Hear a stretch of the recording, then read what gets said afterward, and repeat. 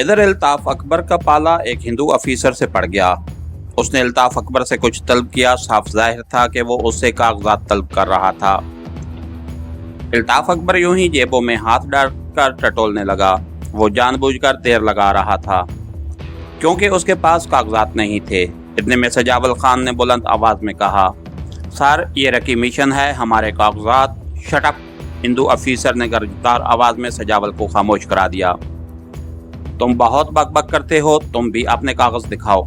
तुमने पासवर्ड क्यों नहीं बताया? बोलो आज का पासवर्ड क्या है? ये कहकर हिंदू अफीसर ने रिवॉल्वर निकाल लिया। सजावल खान ने एक जोरदार सलूट मारकर कहा, सर अभी बताता है पासवर्ड। और फिर उसने उछलकर एक जोरदार ठोकर हिंदू अफीसर के हाथ पर मारी। रिवॉल्वर उसके हाथ से छूटकर दूर जा गिरा। मैंने स्टेन गन का ट्रिगर दबा दिया। तड़ तड़ गोलियों की पहली बुछाड़ मेरे आगे 6 कदम पर बरामदे में खड़े हिंदू सिपाही की पीठ पर पड़ी और गोलियां उसे छिलनी करती आगे निकल गईं। वो मुंह के बल सीढ़ियों पर गिर पड़ा। मैं छलांग लगाकर कमरे से बाहर आ गया। हिंदू अफीसर चिल्लाया, गार्ड फायर। हेलीपैड पर पैरा देते दोनों सिपाही राइफल से फायर करते हुए उस तरफ दौड़े, मगर करमदाद स्टेन गन लिए रास्ते में ही उन दोनों को भून डाला। अब वहां हमारे अंदाजे के मुताबिक मजीद कोई फौजी नहीं था। सजावल खान चीखा, हेलीकॉप्टर की तरफ भागो, जल्दी करो जांगली लोग। करमदाद और अल्ताफ अकबर हेलीपैड की तरफ दौड़े जहां अब कोई गार्ड मौजूद नहीं था। सर्च लाइट में हल्के सब्ज रंग का हेलीकॉप्टर पर फैलाए खामोश खड़ा था। मैं सजावल खान के पीछे था। वो हेलीकॉप्टर पर चढ़ गया। उसने उसका दूसरा दरवाजा खोलकर सीढ़ी नीचे लटका दी। अल्ताफ अकबर, शहनाज और करमदाद भी सवार हो गए। मैं अभी तक स्टेन गन लिए नीचे खड़ा पोजीशन संभाले हुए था कि अगर किसी तरफ से कोई बच्चा खुच्चा गार्ड निकल आए तो उसे भून डालूं। सजावल ने हेलीकॉप्टर का इंजन स्टार्ट कर दिया और मुंह बाहर निकालकर दौड़ा, ओए जांगली, तुम वहां खड़ा किस मामे का इंतजार कर रहा है? ऊपर क्यों नहीं आता? मैंने नीचे से आवाज दी, मैं तुम लोगों के साथ नहीं जा रहा। मुझे यहाँ एक जरूरी काम है, खुदा के हवाले। जिंदगी रही तो फिर मिलेंगे। शहनाज और अल्ताफ अकबर ने नीचे झांक कर हैरानी और तशवीश से मुझे देखा। मेरे दोस्त, ये तुम क्या कह रहे हो? खुदा के लिए ऊपर आ जाओ, तुम जिंदा नहीं बचोगे। हेलीकॉप्टर के पंखे चलने लगे थे जिनकी वजह से जबरदस्त शोर और तेज हवा के बगोले उठने लगे थे। मैं मुंह ऊपर करके बोला, लेफ्टिनेंट अल्ताफ अकबर, मेरा काम अभी खत्म नहीं हुआ। मेरे सामने एक अहम मिशन है, खुदा हाफिज। ये कहकर मैं दौड़कर हेलीकॉप्टर से दूर हो गया। कुछ हैरान और परेशान चेहरे हेलीकॉप्टर गोल खिड़कियों से मुंह मेरी तरफ देख रहे थे। मैंने स्टेन गन का पूरा ब्रेस्ट मारकर सामने वाली दीवार पर लगी सर्च लाइट उड़ा दी तो गुप्त अंधेरा हो गया। मैं नहीं चाहता था कि हेलीकॉप्टर को उड़ते हुए दुश्मन का कोई सिपाही दूर से भी देख सके। हेलीकॉप्टर हेलीपैड से बुलंद होने लगा। मुझे मालूम था कि सजावल खान ने क्या कहा होगा। उसने गुस्से में कहा होगा, यह सिविलियन एकदम जांगली है, इसकी खातिर हम अपनी पार्टी की जवान कुर्बान नहीं कर सकता, और उसने स्टिक खींच दी होगी। हेलीकॉप्टर एक जबरदस्त गड़गड़ाहट के साथ हवा के बगोले उड़ाता अंधेरे में आसमान की तरफ बुलंद होता चला गया। फिर उसने एक खास बुलंदी पर पहुंचकर एक तरफ को झकोला सा लिया और देखते ही देखते दरख्तों के ऊपर अंधेरी रात में गायब हो गया। सजावल खान वाकई एक माहिर पायलट था। वो हेलीकॉप्टर को नीची प्रवास के साथ ले गया था ताकि वो दुश्मन के रडार की जिद में आने से बच सके। रडार में देखा जाने से वो पकड़ा जा सकता था क्योंकि जिस हेलीपैड से वो उड़ा था सुबह वहां भारतीय फौजियों की एक हिंदू कैप्टन समेत लाशें मिलने वाली थीं। मैं अंधेरे से निकलकर उस जगह आया जहां हिंदू सिपाहियों के करीब हिंदू अफीसर की भी लाश पड़ी थी। उसमें अभी जान थी, वो वाकई कैप्टन था। वो रेंग कर वायरलेस रूम की तरफ जाने की कोशिश कर रहा था। मैंने रिवॉल्वर का रुख उसके सर की तरफ करके फायर कर दिया। एक धमाका हुआ और हिंदू अफीसर हमेशा के लिए ठंडा हो गया। अब वहां मेरा कोई काम नहीं था। चुनांचे मैं वापस खान साहब की वीरान कोठी की तरफ भागा। मेरी जीप पोर्च में खड़ी थी। दूरबीन सजावल अपने साथ ही ले गया था। मैंने कोठी की छत पर चढ़कर सूरत हाल का जायजा लिया कि फायरिंग की आवाज़ों का कोई रद्द अमल तो नहीं हुआ या आसपास से कोई फोर्स तो नहीं आ गई, मगर चारों तरफ सन्नाटा था। सर्च लाइट उड़ जाने से दूसरे हेलीकॉप्टर का मुझे एक धुंधला सा खाका ही नज़र आ रहा था।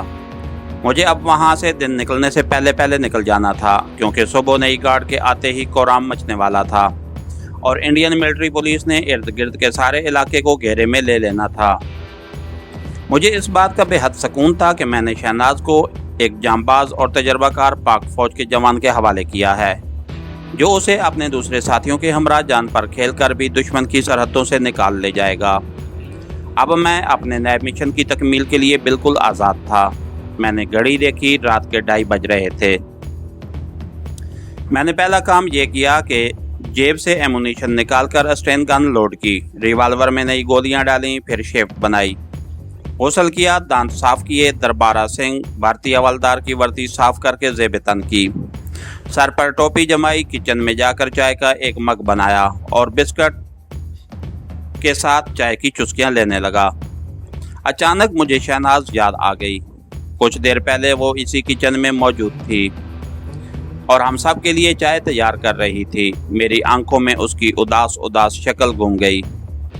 मुझे बहुत खुशी थी कि वो महफूज हाथों में है और वो लोग उसे पाकिस्तान में उसके रिश्तेदारों के पास पहुंचा देंगे। चाय पीने के बाद मैंने मोमबत्ती की रोशनी में मुक्ति बाहिनी वाले हिंदू ऑफिसर की डायरी निकालकर बीच में से खुफिया तहरीर एक बार फिर पढ़ी और मेरा खून खोल उठा। उसमें कोई शक नहीं कि एक खास सियासी चाल और ख़तरनाक साजिशी मंसूबे की मदद से दुश्मन ने भाई को भाई के खून का प्यासा बनाकर मशरकी पाकिस्तान को काटकर अलग कर दिया था और अब इस खुफिया तहरीर में दूसरे मंसूबे की तरफ इशारा किया गया था, जिस पर अमल पैरा होकर दुश्मन एक और घिनौनी साजिश से मगरबी पाकिस्तान को भी ख़त्म करने का नापाक अज़म किए हुए था। मैंने नोटबुक जेब में रख ली और मैं एक वलवले के साथ पोर्च में आकर जीप में बैठ गया। मेरे वहां से फरार होने का वक्त आ गया था। मैंने अल्लाह का नाम लेकर जीप स्टार्ट की और उसे कोठी के गेट से निकालकर शहर की तरफ जाने वाली सड़क पर डाल दिया। मेरा टारगेट 8वीं मरहटा रेजिमेंट का कर्नल गुप्ता सारथी था, लेकिन मैं आधा दिन किसी महफूज जगह पर गुजारने के बाद उसकी तलाश में निकलना चाहता था। चट्टागांग से रांकामती की तरफ एक खूबसूरत सड़क जाती थी। रांकामती तक जाने के लिए तो चट्टागांग हिल ट्रैक्स के घने जंगलों में से होकर गुजरना पड़ता था और ये काफ़ी तवील सफ़र था, लेकिन चट्टागांग शहर से जहाँ से रांगामस्ती को सड़क निकलती थी वो शहर का खूबसूरत इलाका है और सतह मुर्तफ़ा और सब्ज़ गुल के एतबार से हमारे शहर एबटाबाद से बहुत कुछ मिलता जुलता है। लेकिन चट्टागांग की आबो हवा गर्म मरतूब है, जहाँ शहर का सबसे साफ़ सुथरा और ज़रा फैशनेबल एक इलाका है, जहाँ अंग्रेज़ी टाइप के कुछ रेस्तोरां और काफ़ी हाउस भी हुआ करते थे। मेरी जीप का रुख उसी इलाके की तरफ था, किसी हद तक कॉस्मोपॉलिटन इलाके होने की वजह से जहां मैं दिन का निस्फ हिस्सा महफूज रहकर गुजार सकता था। इस इलाके में भी आकर देखा कि कई दुकानें टूटी पड़ी थीं, सड़कें भी यूं उखड़ी हुई थीं कि जैसे वहां टैंक चलते फिरते रहे हों। एक बुलंद इमारत की तीसरी मंजिल में गहरा शगाफ अंधेरे में मुंह फाड़े हुए था, जैसे वहां तोप का गोला लगा हो। सड़कें सुनसान पड़ी थीं, कहीं कहीं इंडियन फौज का कोई सिपाही गश्त करता मिल जाता और इंडियन जीप को देखकर अटेंशन हो जाता। मैं चट्टागांग की बंदरगाह और पतंगा एयरपोर्ट के इलाके से दांस्ता कतरा कर निकल गया और इस खूबसूरत सड़क पर आ गया जो रंगामती की तरफ जाती थी। यह सड़क सागवान के दरख्तों से घिरी हुई थी और इधर से रात के पिछले पैर खुशबूदार ठंडी हवा के झोंके आ रहे थे।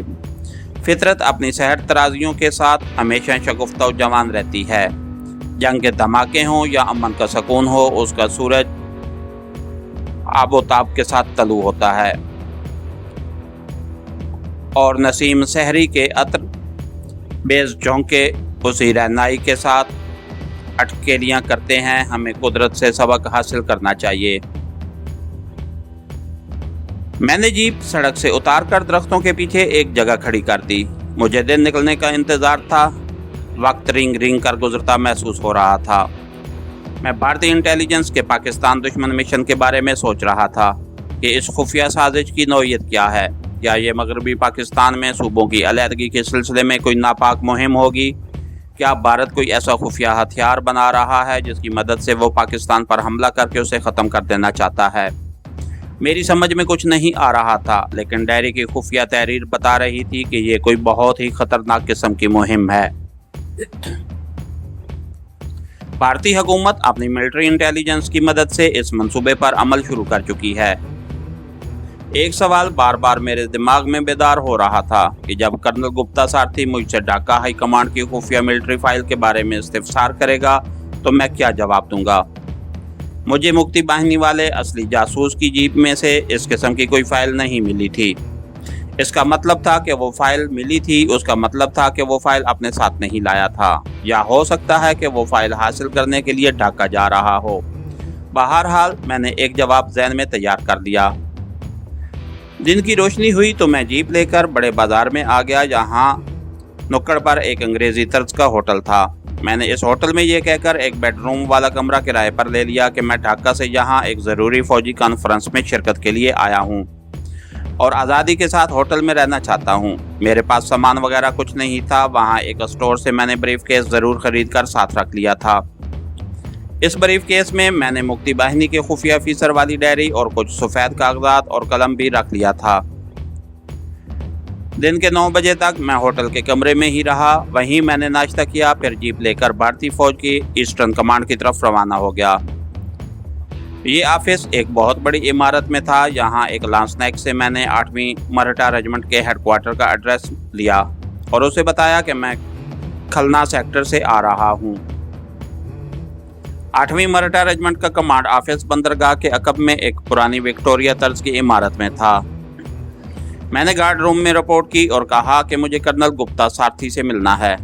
मैं उसके लिए हाई कमांड का एक अहम पैगाम लाया हूँ।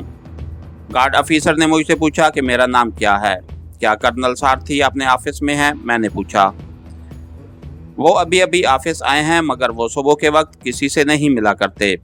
कर्नल साहब से कह दें कि हवालदार नारोमनी ढाका से आया है, मैंने कहा। गार्ड ऑफिसर ने फौरन फ़ोन पर नंबर मिलाया और कर्नल सारथी को मेरा नाम बताकर कहा कि मैं उससे अभी मिलने का ख्वाहिशमंद हूँ। दूसरी तरफ से कर्नल गुप्ता सारथी ने न जाने क्या कहा कि गार्ड ऑफिसर ने एकदम से कहा, okay sir, okay sir. Receiver रख कर गार्ड ऑफिसर फौरन उठा खड़ा हुआ और बोला, सर मेरे साथ चलें, कर्नल साहब ने आपको इसी वक्त बुलाया है। मैं ज़ेरे लब मुस्कुराता हुआ गार्ड ऑफिसर के साथ कर्नल सारथी के ऑफिस की तरफ चल दिया। कर्नल सारथी अपने फौजी तर्ज पर सजे हुए ऑफिस में सब्ज फाइल खोले बैठा था।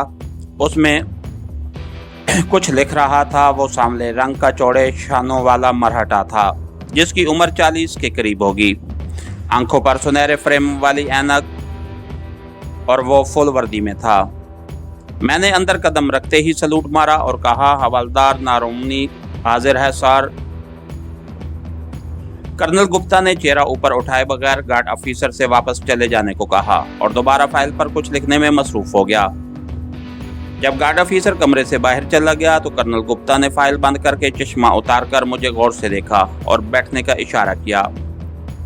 फिर उठकर खिड़की के आगे पर्दा खींच दिया, जेब से काले रंग का सुगार निकालकर सुलगाया और मेरे पीछे खड़े होकर बोला, तुम मुझसे क्यों मिलना चाहते थे। मैं समझ गया कि किसी किस्म की बात शुरू करने से पहले कर्नल गुप्ता सारथी इत्मीनान कर लेना चाहता है। मैं भी पूरी तरह तैयार होकर आया था,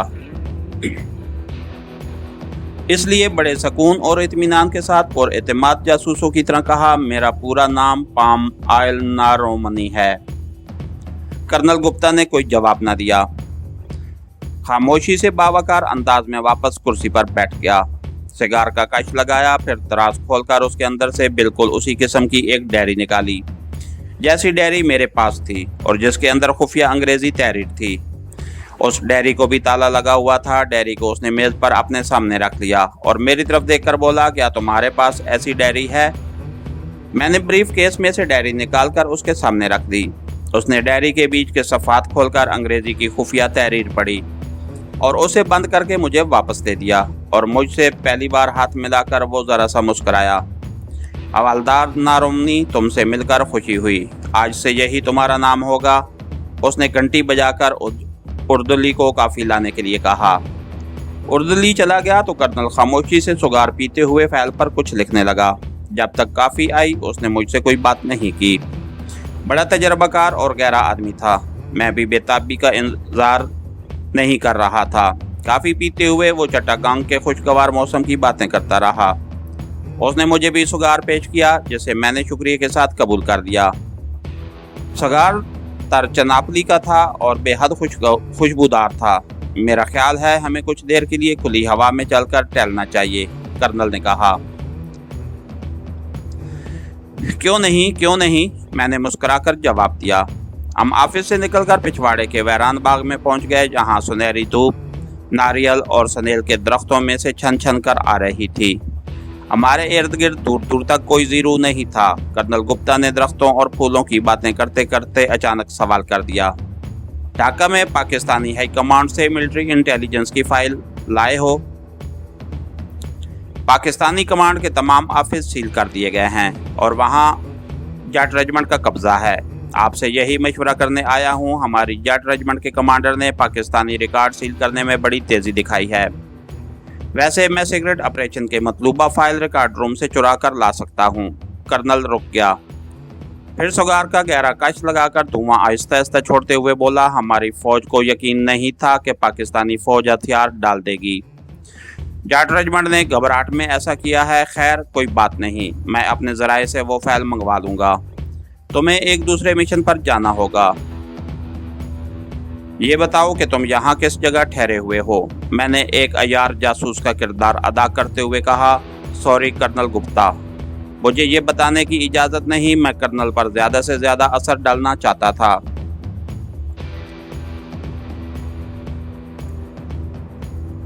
कर्नल गुप्ता ज़ेरे लब मुस्कराया। वेरी गुड नारुमनी, मेरी बात गौर से सुनो। इस पाम आयल नारुमनी मिशन पर टॉप सीक्रेट ऑफिसरों का पूरा एक गिरोह काम कर रहा है, लेकिन कोई भी एक दूसरे की शक्ल और सूरत और ओहदे से वाकिफ नहीं है। मेरे अलावा सबके नंबर हैं। मुझे तुम्हारा नाम खुद तजवीज़ करने की इसलिए इजाज़त थी कि तुम इस खुफिया मंसूबे में कलीदी हैसियत रखते हो। मेरी खुफिया इत्तलात के मुताबिक तुम्हें इसलिए चुना गया है कि तुम एक इंतहाई बाएतमाद, जानबाज और तजर्बाकार जासूस हो। मैंने सुगार का कश लेकर कर्नल का शुक्रिया अदा किया और दिल में खुदा का शुक्र अदा किया कि इस मंसूबे में कलीदी हैसियत के बायस मुझे काम करने में बड़ी मदद मिलेगी। कर्नल गुप्ता कह रहा था, तुम्हारा नाम नारुमनी ही रहेगा, मगर तुम कर्नल की वर्दी में यहाँ से भारत जाओगे। तुम 7वीं हरियाणा रेजिमेंट के कर्नल नारुमनी होगे। तुम्हें एक खुफिया कोड नंबर दिया जाएगा। ये खुफिया नंबर खुलजा समसम की हैसियत रखता है। इस खुफिया नंबर में क्या तलस्सम छुपा हुआ होगा, ये तुम्हें अपने आप मालूम हो जाएगा। इस वक्त तुम वापस अपनी क़यामगाह पर जाओ और 4 बजे मेरे बंगले पर आकर मुलाकात करना। ये मेरे बंगले का एड्रेस है। कर्नल ने बटुए से एक सफ़ेद विजिटिंग कार्ड निकालकर मुझे दिया और मुसाफे किए बगैर ही अपने ऑफिस में घुस गया। मैं बाग की रोश पर अकेला खड़ा रह गया। इसके साथ ही हमारी आज की एपिसोड का इख्तिताम हुआ। कहानीकार चैनल को लाइक कीजिए, सब्सक्राइब कीजिए और बेल आइकन को प्रेस कर दीजिए ताकि हर आने वाली नई वीडियो आप तक बर वक्त पहुँच सके। शुक्रिया।